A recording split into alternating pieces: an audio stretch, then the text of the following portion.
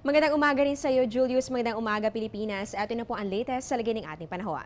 Para po sa araw ito ng Martes, mananatili po nating dominant weather system sa loob ng ating area of responsibility. Ito po nga hanging habagat o yung southwest monsoon. At dahil nga po yan ay partikular na makakaapekto dito po yan sa western section ng Luzon, inaasahan po natin dyan po sa bahagi ng Bataan, Zambales, ganoon din po dito sa may Occidental Mindoro, hanggang dito po sa may buong Palawan, magkakaroon po ang mga nabanggit na areas sa mga occasional rains o mga paminsan-minsang pag-ulan dahil nga po yan sa patuloy na epekto nitong ating hanging habagat na yan nga po ay directly na nakakaapekto o tumatama dito po yan sa kanlurang bahagi ng Luzon. Samantala, para na po sa Metro Manila, ganoon din po sa natitirang bahagi naman po ng ating bansa, makakaranas po tayo ng generally fair weather. Inaasahan lamang ang bahagi hanggang sa maulap na kalangitan na meron pong posibilidad pa rin ng mga pulong-pulong pag-ulan o pagkidlat, pagkulog. Kaya payo po namin sa lahat na mga lalabas po ng kanilang mga tahanan ay make sure na meron po kayo nga dalang payong o anumang panangga sa ulam.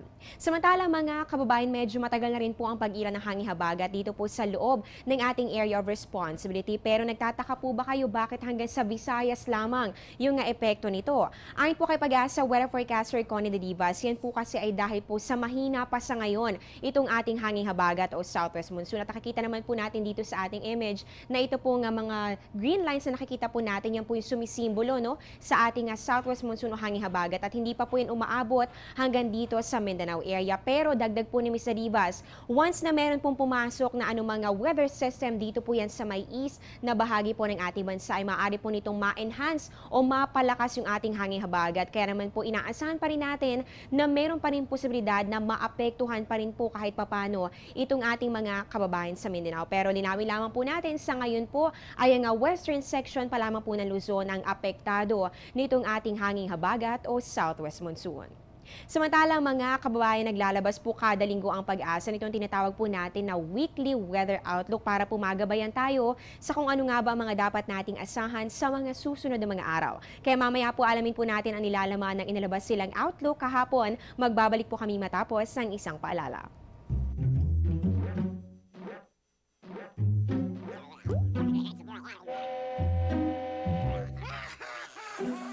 Worried kung nasaan ang package mo? Sa Air 21, worry-free! May real-time SMS updates kaya alam mong status ng padala mo every step of the way. Why worry? Pwede namang worry-free. Sa Air 21, sagot ko, padala mo! Tayo po ay nasa panibagong week na naman. Mahalaga pong malaman natin kung anong kaya pa ang mga dapat nating asahan sa lagay ng ating panahon sa mga susunod pang mga araw. Meron kaya tayong inaasahan na sama ng panahon? Ayon po sa Pag-asa, sa kanila pong inilabas sa weekly weather outlook kahapon. Yan po inaasahan po natin simula po bukas hanggang sa June 27. Inaasahan po natin ang pagkakaroon ng maulang panahon, particular na po sa may western section po ng Luzon, kung saan inaasahan po natin ang pagkakaroon ng occasional rains o yung mga minsan-minsang pag-ulan. Samantala, para naman po sa natitirang bahagi ng ating bansa, magkakaroon lang po ng mga localized na rain showers or thunderstorms. At pagsapit naman po ng June 28 hanggang sa June 29, inaasahan po natin na buong kapuluan po natin ay magkakaroon ng generally fair weather. Magkakaroon lang po tayo ng partly cloudy to cloudy skies, pero meron pa rin po chances ng pagkakaroon ng mga pulong-pulong mahihina hanggang sa katamtamang pag-ulan o pagkidlat, pagkulog. Kaya payo po namin sa inyong lahat, magbantay po tayo oras at araw-araw sa kung ano nga ba ang mga dapat nating asahan sa lagay ng ating panahon. Lalo pa ngayon na meron po tayong binabantayan na cloud clusters o grupo po ng mga kaulapan na posibleng pumasok sa ating Philippine Area of Responsibility within 24 hours po yan. Sa iba pang balita, ninig naman po ng lindolang Alaska kanina. Ayon po sa inisyal na ulat mula sa US Geological Survey, ito po ay magnitude 8 pero na-downgrade rin po ito sa magnitude 7.9.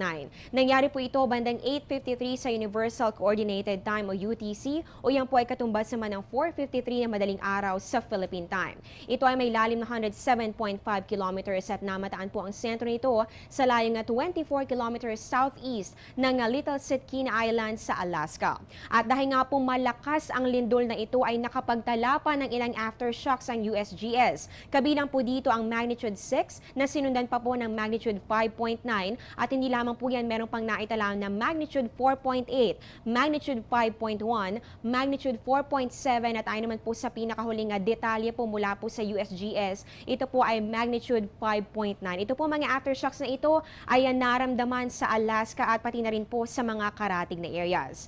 At kung na rin po ng nasabing lindol, naglabas naman po ng tsunami information ng PHIVOLCS at ayon po dito wala naman tsunami threat na inaasahan dito po yan sa Pilipinas. Gayunpaman patuloy po nating babantayan ang mga reports o updates hinggil po yan sa naganap na earthquake, kaya tutok lamang po sa Panahon TV at dito lang po yan sa Telebisyon ng Bayan.